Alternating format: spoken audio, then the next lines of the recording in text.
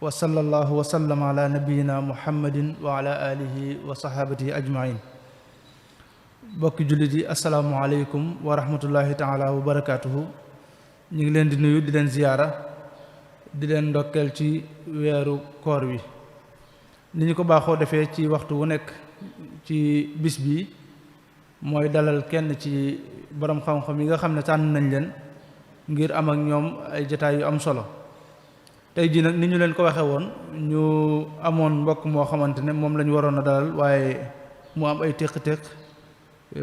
sëñ Modou Fall ambassadeur Modou Fall sëñ Modou Fall mii nga xam ne moo teew ci jataay bi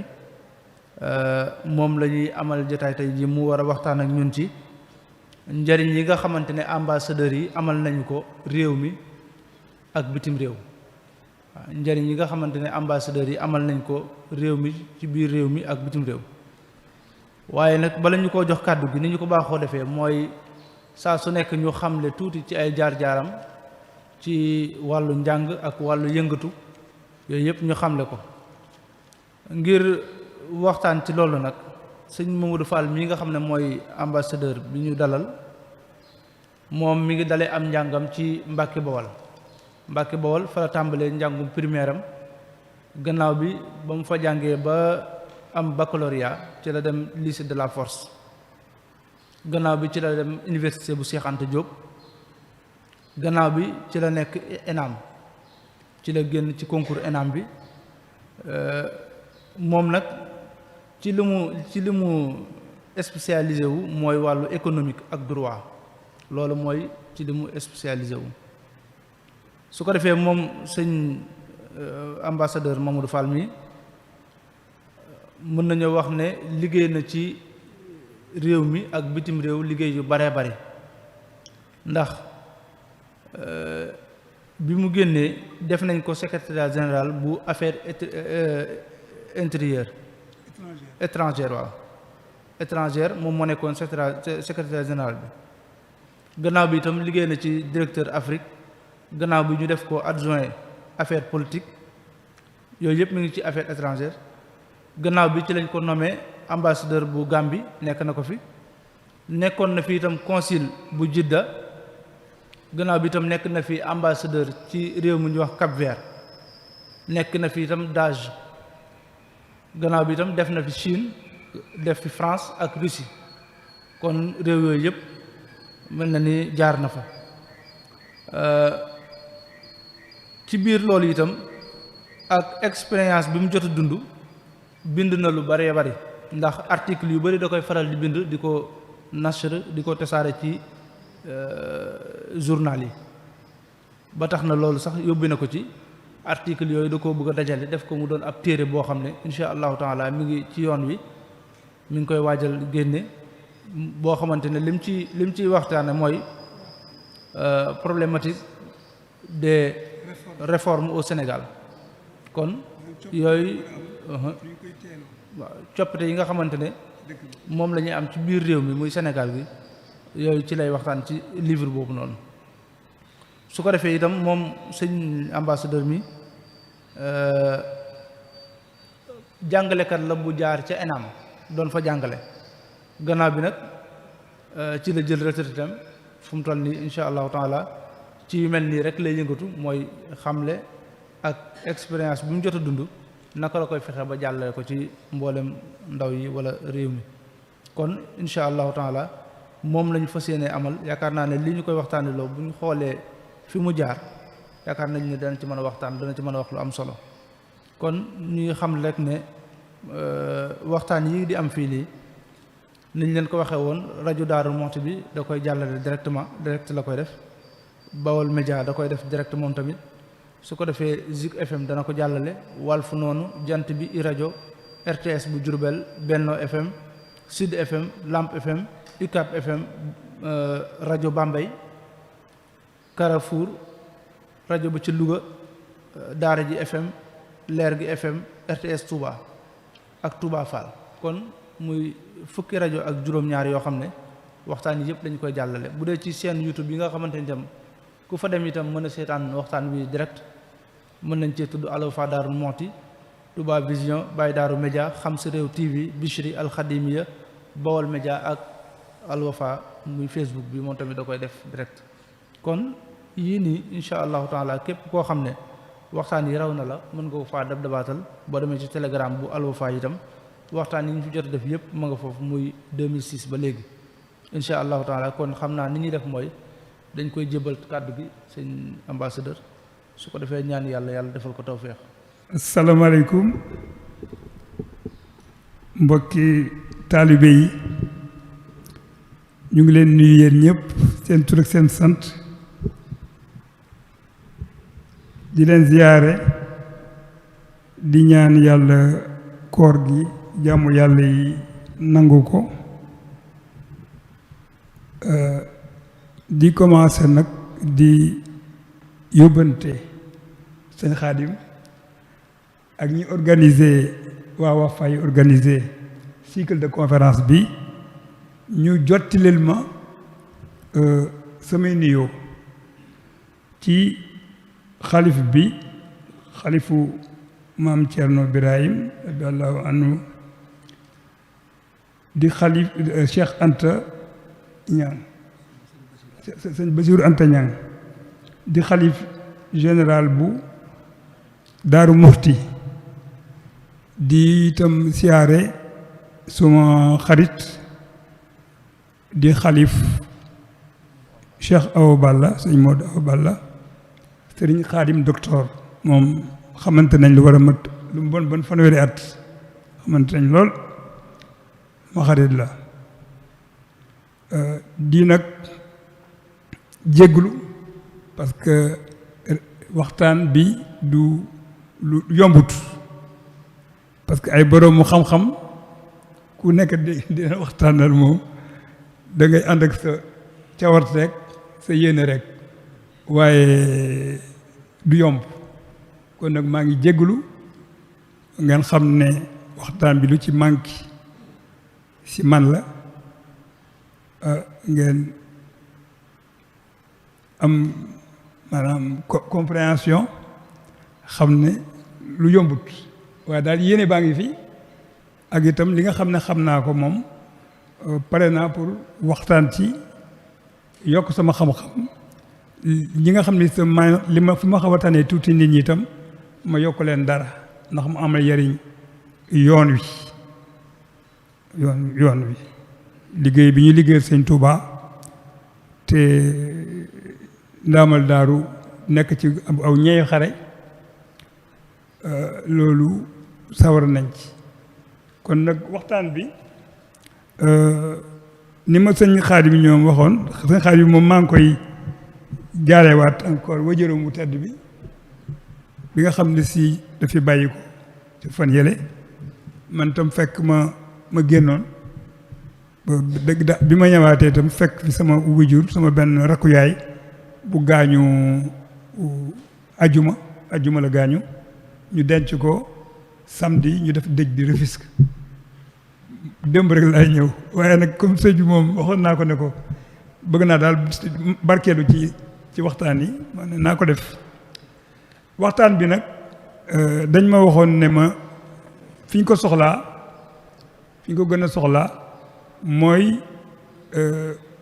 li ñuy wax ambassades yi ak consulat yi ban liggéey la ñu mën a def pour jàppale Sénégalais yi rawatina Sénégalais yi nga xam ne ñu ngi nekk bitim réew citoyens yi nekk bitim réew ndax ñoom macha allah takku nañ ci kaw lim bi bari na waaye itam ñu am njëriñ lañu ñu am njëriñ lañu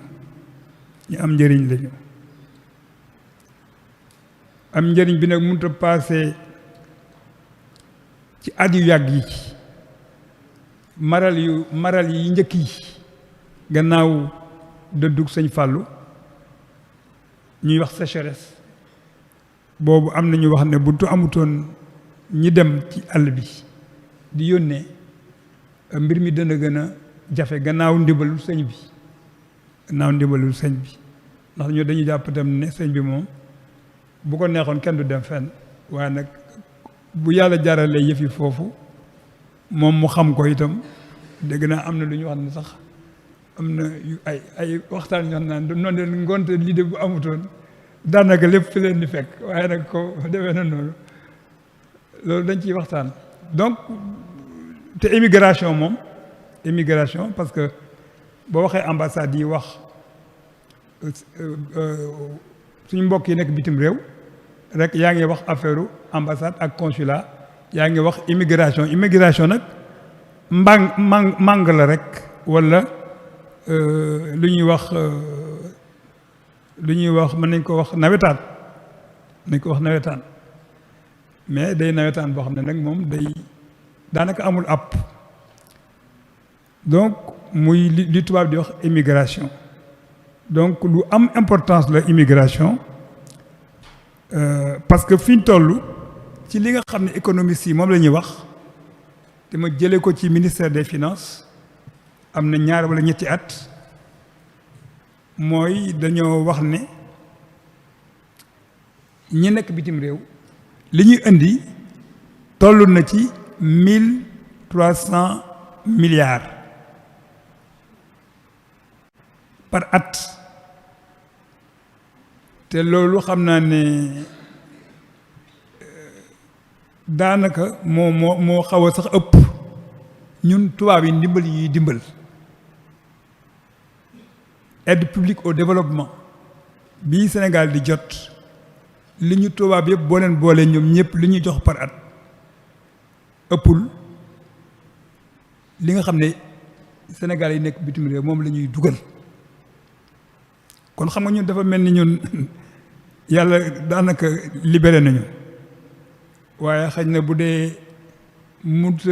faj aajo yëpp xëy na ci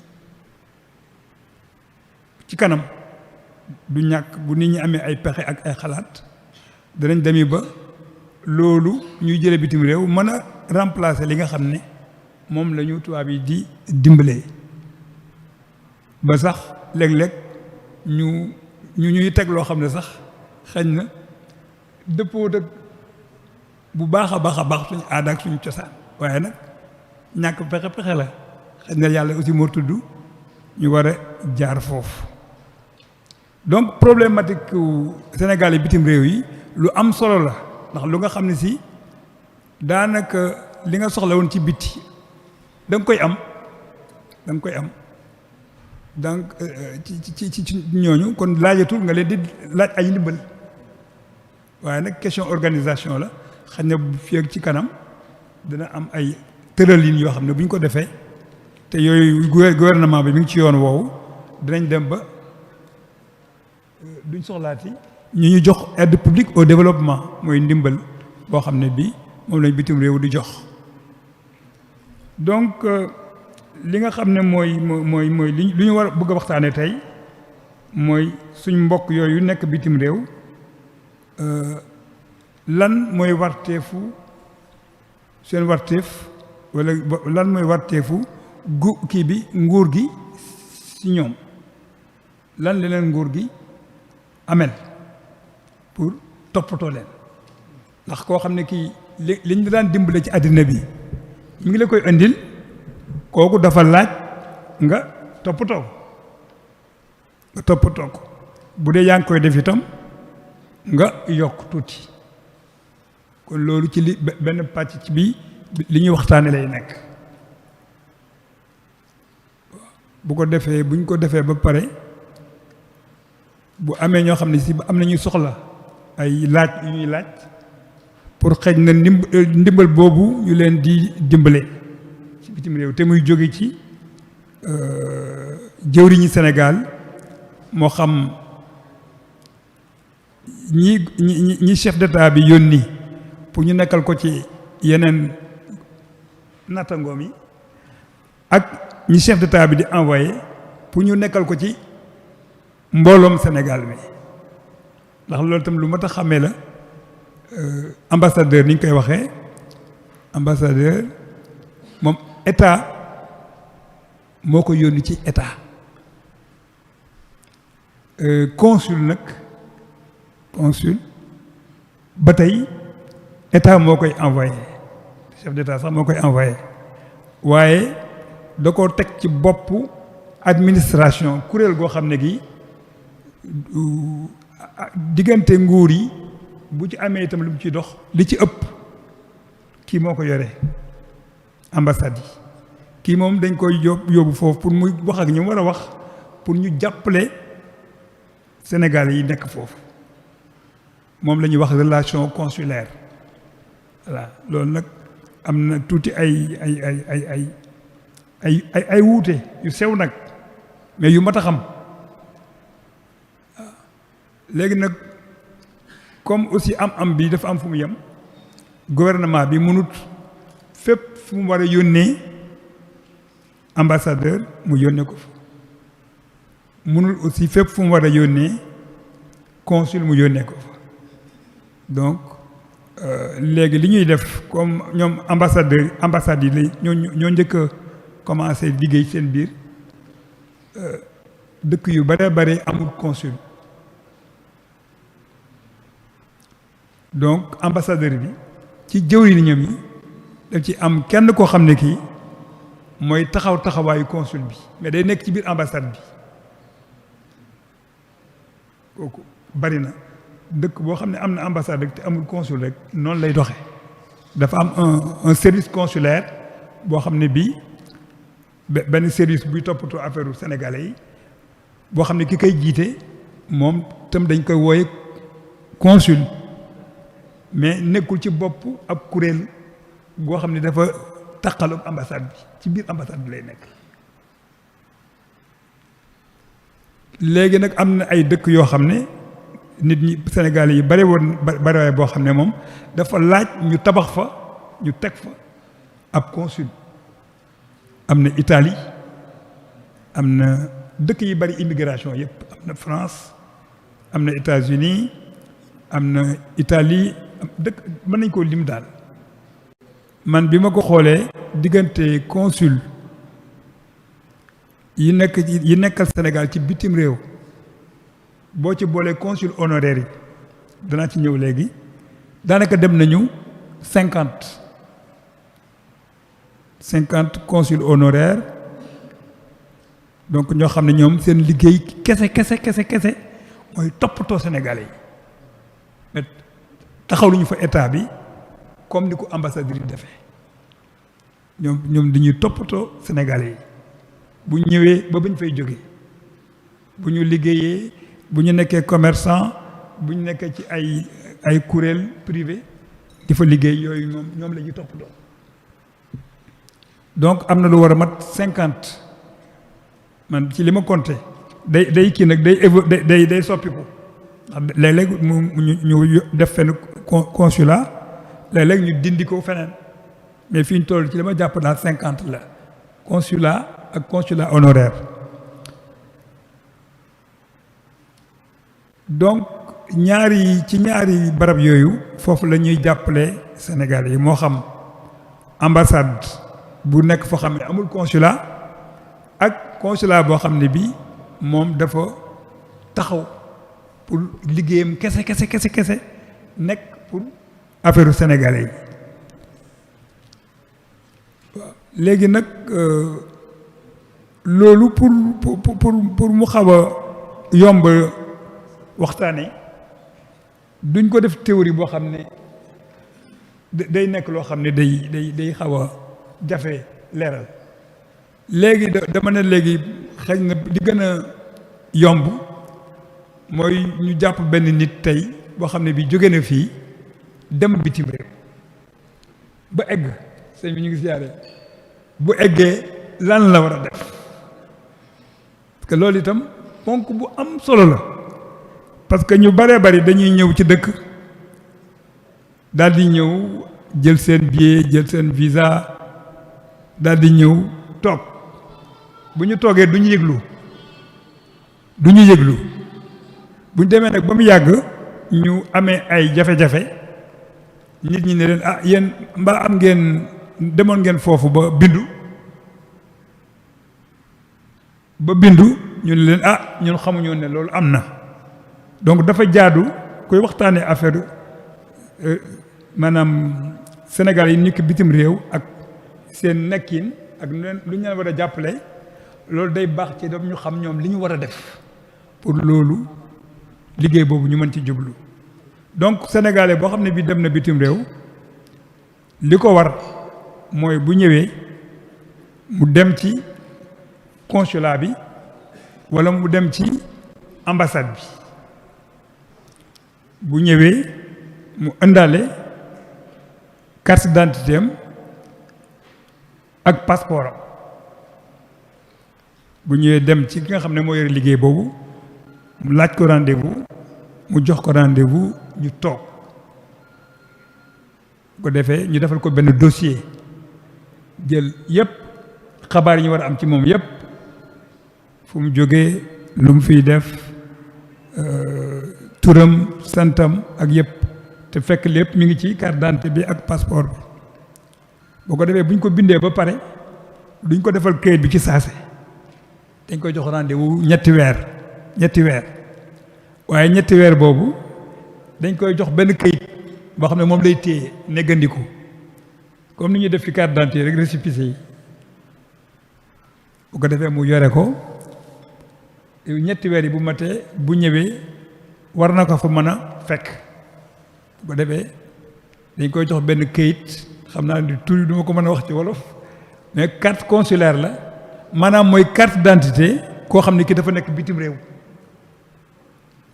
ku nekk bitim réew loolu mooy carte d'identité da koy yore fu muy dem moom lay yóbbaale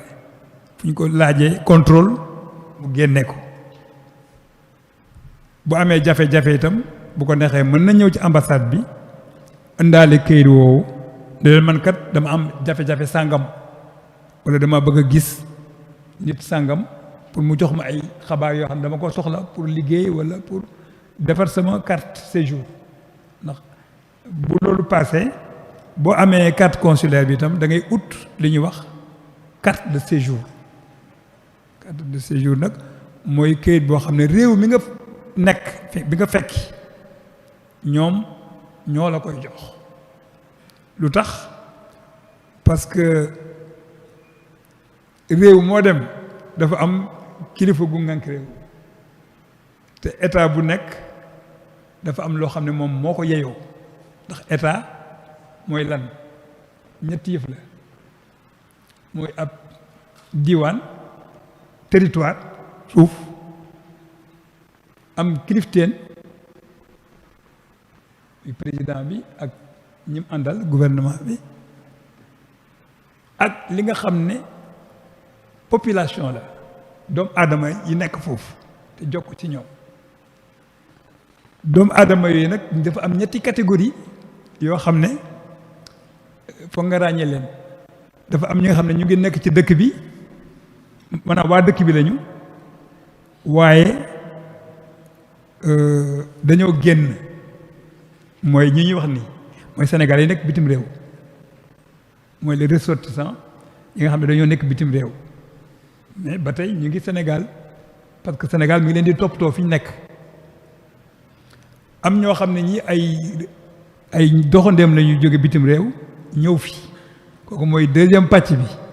mooy les étrangers léegi nag mu des nag ñi nga xam ne mooy Sénégalais yi nga xam ne ñoom ñoo nekk Sénégal donc ñetti groupe la Sénégalais yi nekk ci biti jàmbur yu jóge ci biti ak Sénégalais yi xam ne ñoom dañoo nekk Sénégal ñett yooyu nag ci compétence su état la maanaam ci ndombu tànk état ci loolu lay dox léegi nag li aaju nag ci noonu état bi di yore population bi ñi nekk bitim réew ñooñu ñu ngi féetewoo ak consulat yi ak ambassade yi léegi nag ambassade Sénégal bu fa nekk ambassade boobu dafa mel ni da ngay jël suufu Sénégal rek nga meeb ko yóbbu ko bitim réew mu nekk fa am dayo yépp nag am compétence boobu nag moo waral diggante ambassade bi ak li nga xam ne mooy population bi moom la ñuy wax compétence personnelle maanaam li nga xam ne moo dox diggante nguuru Sénégal moo xam ñi nekk fii ak nekk ci biti ak ñi nga xam ne mooy Sénégal yi nekk ci biti loolu mooy seen relation mooy relation consulaire ci loolu nag la ñuy dugal waxtaanu lan la nguuru Sénégal ci bu jaaree ci ambassade am ak ci consulat am naka la mën a toppatooyee Sénégal yi donc loolu laa bëggoon a leeral tuuti rek kon nag léegi ñu ñëwaat ci Sénégalais bi nga xam ne dem na bitim réew léegi nag lan mooy warteefam ñëwaat mooy mu dem bindu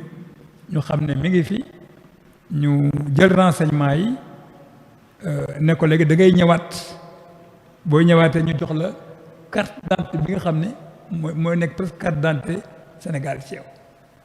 mu toog 3 mois diggante boobu nag pour ñu bañ ñu dajeek ay alkaati yooyu ñu koy téye dañ koy jox kayit comme récépissé xam ne moom lay yore bu ñetti weer yi jeex nag ñu jox ko carte léegi nag récépissé boobu lan la ko may ci ay cër lan la ko consulat bi ameel ci lu mu ko war a defal lan la ko ambassade bi ameel ci li mu ko war a defal loolu nag du ko ci waxtaan bi donc na fekk mu enregistré wu bindu ba pare loolu nag lan la léegi comme ni ma ko waxee yi ci njëkk mais du loo xam ne itam mënut a ñàkk ndax am na dëkk yoo xam ne yu bari par exemple boo xoolee réewu sow jant Afrique yi ñoom am nañ benn xaatim bu ñu def seen diggante dañ ne dëkk boo dem mën nga faa dugg ak sa kayitu judd ak sa kayitu d'identité am nga si droit lu mu bon ñetti weer yoo xam ne kenn du laaj dara soo génnee carte d'identité bi nga xam ne moom ngay tukkee moom ngay demee ci aéroport bi moom ngay génne ci dëkk bi waaye nag am na dëkk yoo xam ne yi ci bari boo amee ñetti weer dañu ne loolu kan lañ leen mayoon ngan gi mooy ñetti fan yi ñuy wax fii ñetti fan yi ngan yi mooy ñetti weer yi fële léegi da ngaa war a ut këyit bi nga xam ne moo la war a bàyyi ci dëkk bi loolu nag lu léeg-léeg day jafe nag day jafe ngir defar bi du gaaw ñaareelu bi itam dañ ci fayu xaalis dëkk yu bari dañ ci fayu xaalis ba ci même Gambie gi dañ ko doon fayu Gambie da daan fayu ay $20 kon fay ak li ñu jegeñ ak li nga xam ne dend mais dañ ko doon fay gannaaw bi nag dindi nañ ko te daan indi ay jafe-jafe yu bëree bëri Cap-Vert tam dëkk yooyu yëpp mën ngaa dugg ak sa carte d'identité mais boo amee ñetti weer da ngay war a li nga xam ne nguur gi moom la tëral moom ngay wàccool bu ko defee léegi am nga ñaari kilifa am nga sa consulat ak sa ambassade ñoom am na côté boo xam ne ñoo la yilif mais am nga aussi côté boo xam ne état bi nga fekki moom itam am na loo xam ne itam da nga ko war a wàccoog moom bi ci njëkk nag mooy carte de séjour bi bu dee dañ koo laaj donc boo ko xoolee mbiru ñi nekk ci biti lu compliqué la ndax léegi daanaka da nga mel ni am ñaari kilifa nga am yoo xam ne peut-être benn la waroon nekk donc moo tax aussi gouvernement war nañu lu ñu def war nañ ko xeeb pour di jàppale kooku ndax dëkk boo xam ne dëkkaloo fa ba pare nga am fa ñaari kilifa loolu te yow fi nga dëkk benn kilifa dong nga fa am xam nga loolu tamit day kiimaan donc te itam ay jàmbaar lañu yoo xam ne daanaka am na jamono yoo xam ne bu toon ñoom dëkk bi gannaaw ndogalu yàlla dana metti lool ndax li ñuy dugal bari na donc ñooñu léegi buñ nekkee ci dëkk bi dañuy am liggéey bi nag day xam seen liggéeyu bopp la walla ñu dem liggéey ci ay kuréel yoo xam ne ay nit a ko moom ñu koy wax entreprise privée waaye lu ci mën di am liggéey ak ay jafe-jafe muy ànd léeg-léeg nga am jafe-jafe ak ki ngay liggéeyal loolu am na lu warlu ambassade bi mooy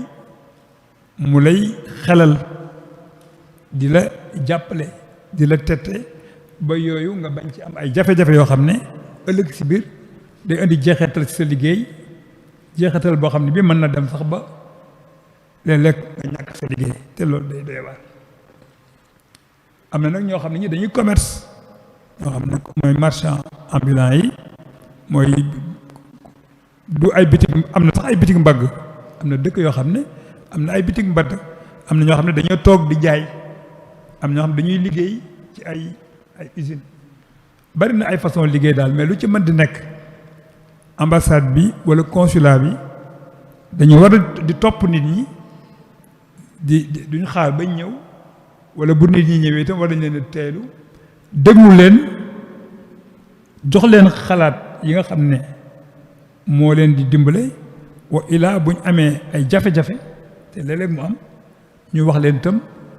ban yoon la ambassade bi mën a jaar pour dimbale leen wa ilaa ñu war a jël avocat ñu jëlal leen avocat man bi may nekk ambassadeur dëkk yu bari man su ma demee li ma njëkk a def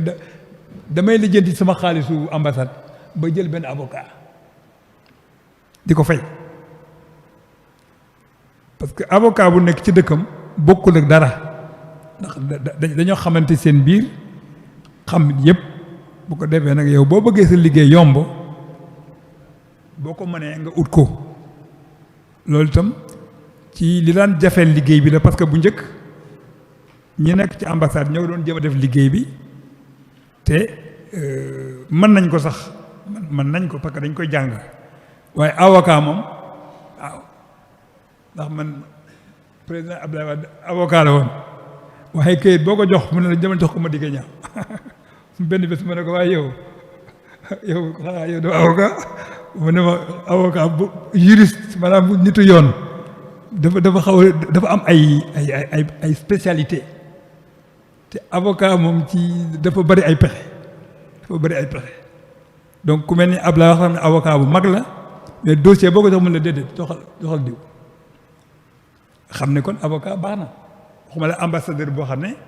yow doo avocat ñun leneen lañ jàng nañ droit mais jànguñu avocat jàng nañ économie mais jànguñu avocat te yooyu yëpp ay kii la donc man loolu par exemple ci li ma jëlee foofu sama expérience fu ma dem li may njëkk a def mooy aménager sumay crédit maanaam xaalis bi may jox ma lijjanti ba am fa avocat boo xam ne bii sénégalais bu am problème bu ma ko lijjantee te mënut a sotti wala mu dëgër dama ko ciy dugal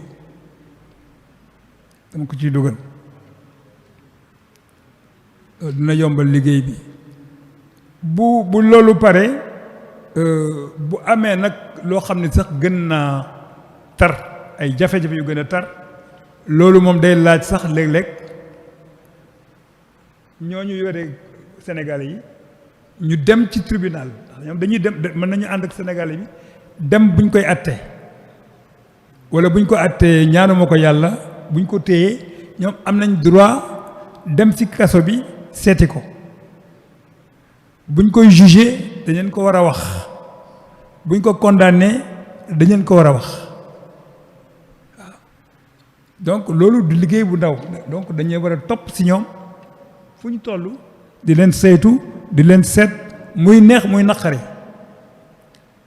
man amoon naa sama benn xarit boo xam ne da doon wax naan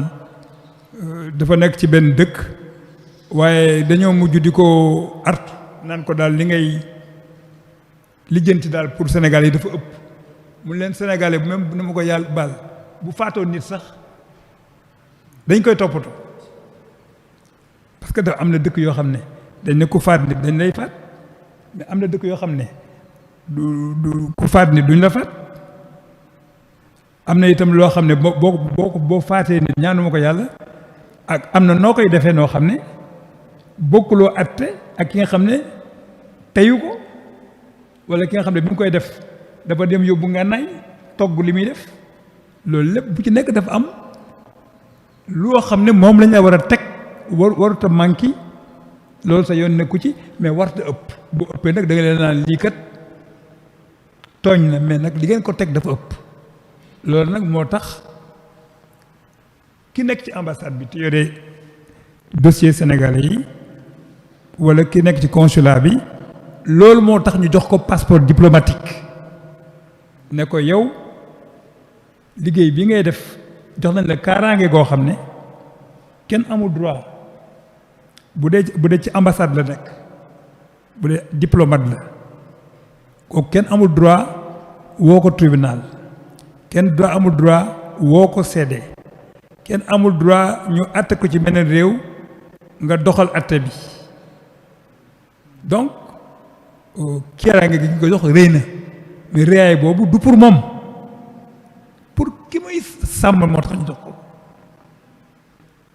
ki muy sàmm moo tax ñu jox ko moom la ñuy wax immunité diplomatique waaw ndax boo xoolee même ci jamono yi sallallahu alayhi wa sallam da am ñu daan yónni boobu amagul ambassade yu toog wala consul yu toog mais kooku dafa am ci charte yi ñuy signé ak ñi ñu ko seqal dañu am kiiraange ak kaaraange goo xam ne moom lañ leen di jox même bu dee sax dañuy guerre dañ leen koy jox waxuma laa nag bu jàmm amee donc loolu itam nit ñi dañ ko war a xam donc ambassade bi ngay dem ñu lay dimbale kooku am na lu mu yore loo xam ne si mooy permettre mu lay dimbale te du xoqatal duñ ko tiital duñ ko artu da ko war a def normal ndax kenn mënu ko jàpp kenn mënu koo convoqué tribunal boo ko convoqué demut boo ko condamné mënuloo ko exécuter moom la ñuy wax immunité diplomatique voilà donc loolu mooy li nga xam ne mooy moom la ambassade bi amee sénégalais bi mais ci biir loolu li mu am aussi pour mën a def liggéey boobu ni mu ko war a defee léegi bu loolu passé aussi nit ki bu nekkee foofu ba muy liggéey ba liggéeyam jeex war na dellu si Sénégal mais buy dellu si aussi dafa am lu ko réew mi amel bu dee da nga am ay bagages dañu defal certificat de déménagement wane ne yow yaa ngi woon ci dëkk bi amoon nga carte consulaire yaa ngi ñibbi am ngay bagages yoo xam ne yi yu kii la yi gën a jegeñ nit yooyu am na say meuble ak say yooyu frigidaire congélateur mais en plus bu fekkee si da nga doon liggéey njumtukaay yi nga doon liggéey nga nekk ouvrier di fa liggéey am nga droit indi équipement yooyu mais kooku day am kayit bi ñu lay defal bu ñu wax certificat de déménagement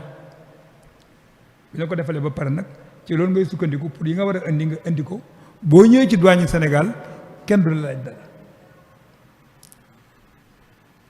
kenn du la laaj dara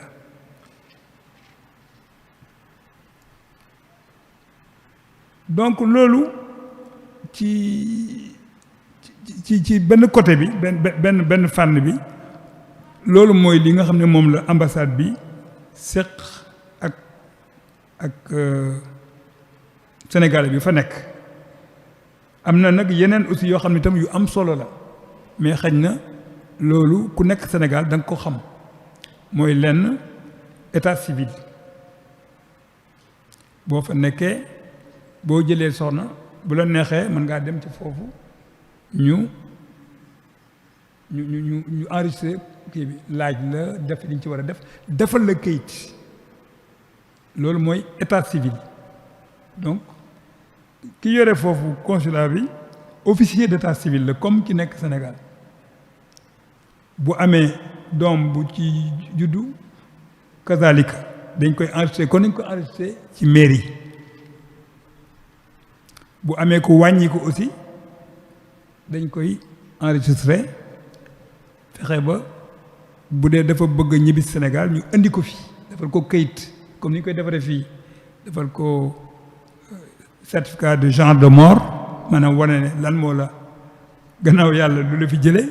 du dëgg ba pare aussi defal la beneen kayit boo xam ne mooy tax bu dee da ngay dugg ci avion nga mën cee dugg bu dee dañ lay denc foofa ñu mën la faa denc donc loolu mooy état civil bi état civil am na aussi beneen liggéey boo xam ne mooy liggéeyu titre de transport comme ay visa kooku tam ñoom ñoo koy joxe waaye nag muy officier d'état civil bi ma njëkk a tudd muy ki yore yeneen liggéey yu xeet yu mel ni ay notaire ak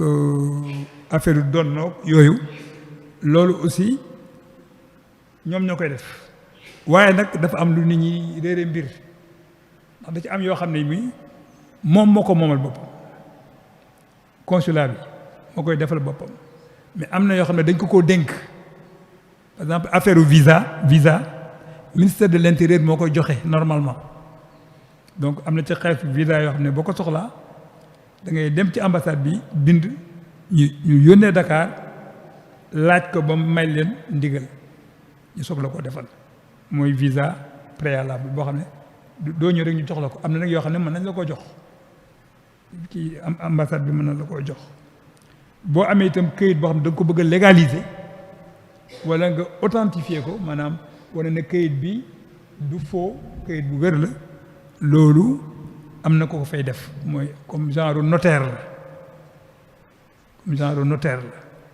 déjà consul bi moom déjà greffier la parce que boo amee sa doom bu juddu dañ koy enregistrer ci foofu loolu liggéeyu greffier la dans les tribunaux wala bu amee ay atte bu amee itam ay atte ay nit ñu jote te ambassade bi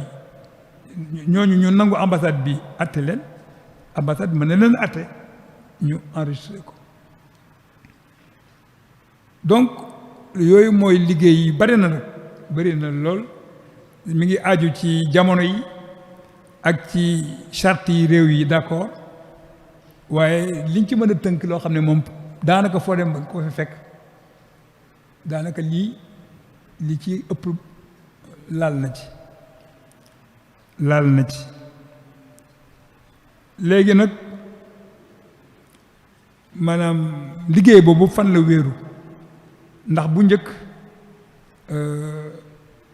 consulat yi surtout consulat yi ñoom ñoo jiitu ambassade bi consulat ñoom ñoo jiitu ambassade bi ñoom ñoo njëkk am ndax bu njëkk avant état yi di am yenn doole yi nit ñi ñoo doon jëflante surtout commerçant yi te loolu mu ngi kii Italie ak empire ottoman Turquie ak yooyu ñoom ñoo ko organisé woon d'ailleurs këyit yu bari ñuy defar yoo xam ne ñoom ñoo ko tëgg donc consulat yi yàgg nañu ñoo jiitu ambassade waaye ba muy soog a am réew mu nekk da ngay signé ak beneen réew affaire consulat bi boobu ambassade sax amagul biñ demee nag ba indépendance yi jot africains yu bari jot seen indépendance ci gannaaw guerre bi ay 1960 ñu état yi seen bopp daal di décider pour ñoom defar seen ay relation diplomatique mais fekk boobu relation consulaire bi am na moo jiitu waaye niñ ko tëralee woon moo bokkul ndax relation consulaire bi doon nekk état bu nekk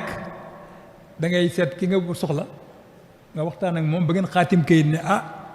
nii la ñuy def pour ma am ku ma fi nekk ci sama population surtout commerçant yi ñoom dañoo bari dem ak dikk léegi nag biñ demee ba mu yàgg mission diplomatique yi ñëw ambassade yi ñëw ñu daal defar benn traité benn këyit boo xam ne nag moom léegi këyit la boo xam ne xeet yi jekkoo ci Nations Unies yëpp Nations Unies ñoom ñoo dajaloo def benn këyit benn tënk ñu koy wax convention de Vienne sur les relations diplomatiques maanaam tëralin bi nga xam ne mbootaayu xeet bi def na ko pour ñëpp def ko mu nekk benn ku nekk ñëw signé xam ne léegi këyit boobu mooy tënk ñëpp ci wàllu joxalante ay ambassadeur bi loolu amee nag léegi muy 1961 gars yi nekkoon ci affaire consulaire bi ne ñun kat léegi dañoo bëgg itam def comme ñi daal di def convention de Vienne sur les relations consulaires moom 1963 la le 24 avril 1963 donc def nañ ñaari at relation diplomatique bi nga xam ne moo mujj am jiitu ñële ñoom ñi daa xam dañoo def ay accord par ñaar ñoom ñu daal di ñëw tam def benn boo xam tam booy day ëmb mbootaay xeet yépp boobu nag actuellement lii may wax nii foofu la jóge maanaam yooyu mooy charte yi tënk ñaari bii relation diplomatique bii relation consulaire waaye yépp duñ defandoo nag lépp maanaam dëkk bu am consulat ambassade bi moom day daal di rocc loxoom ci loolu mais dëkk boo xam ne amu ko boobu ambassade bi moom mën na ko def waaye nag li gën mooy bu nit ñi bare liggéey bi bari li gën mooy ñu def consulat boo xam ne day mën a toppatoo nit ñi am jot gi am compétence am xarala beeg yépp donc loolu mooy relation consulaire moo mag waaye këyit bi mi doxe nii nit àddina bi diplomatique moo ko jiitu moo ko njëkk a am loolu itam lu mat a xam la parce que day mat a ràññee léegi nag relation consulaire bi moom comme ni ma ko waxoon maa ngi ciy ñëwaat parce que relation diplomatique dañuy wax ne léegi ambassade bu nekk lii mooy liggéeyam ñeenti liggéey la da nga fay taxawal sa état taxawal état bi kon xam nga loolu bokkut ak citoyens yi nekk foofu nekk foofu kooku état la ak état loolu du ndombo tànku consulat du bokkul ci relation consulaire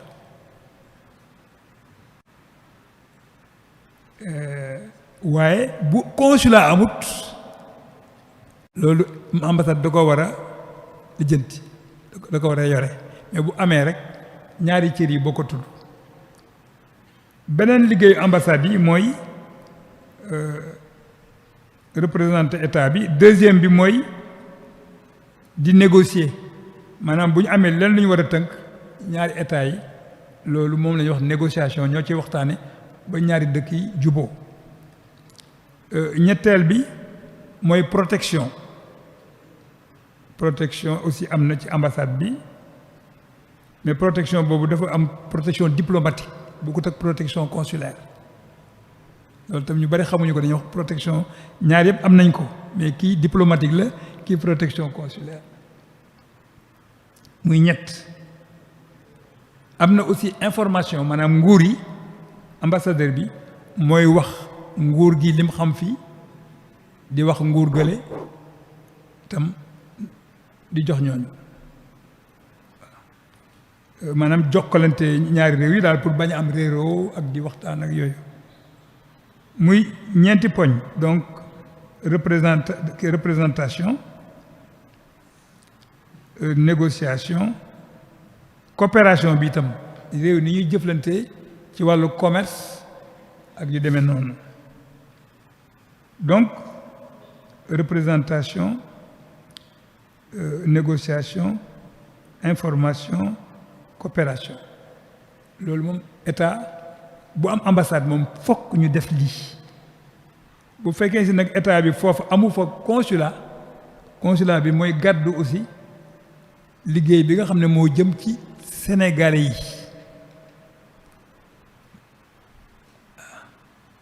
da koy def waaye bu dee ambassade bee koy def am na nu mu koy defee mais bu dee consulat am na moom kooku moom day wàcc ambassade bi donc relation consulaire bi nag moom li ci nekk mooy ñoom dañuy assister maanaam dañuy nit ki fa nekk dañ koy jàppale pour liggéeyam ci dundam kayit yi mu war a am kaaraangeem yëpp dañ koy lijjanti waaye surtout lu ci ëpp mooy di ko administrer maanaam li nga xam ne si fii ci Sénégal moom la ministère de la justice maanaam ki yore affaire atte bi yoon bi li muy def kooku consulat bi da koy def li nga xam ne itam mooy li notaire bi di def notaire li muy def da koy def li nga xam ne itam greffier da koy def maanaam légalisation authentification certificat conforme maanaam këyit boo xam ne daal am na te Sénégalais indi ko ci ab dëkk bëgg koo soxla ko pour jox ko service bu ko laaj service boobu nga xam ne moom moo nekk bitim réew bala mu koo jël dama lay wax ne demal ci ambassade Sénégal wala ci consulat bi ñu authentifier ko wala ñu légaliser ko wala ñu dëggal ko loolu liggéeyu consulat moom itam bu dee consulat amu fa ambassade bi moo koy def waaw protection bi nag foofu moo mat a ràññee ndax protection bi ambassade di def bokkut ak protection bi nga xam ne moom la consulat di def parce que boobu nag bu compliqué la protection diplomatique parce que kooku moom daanaka bu sénégalais bu nekk boo demee ba am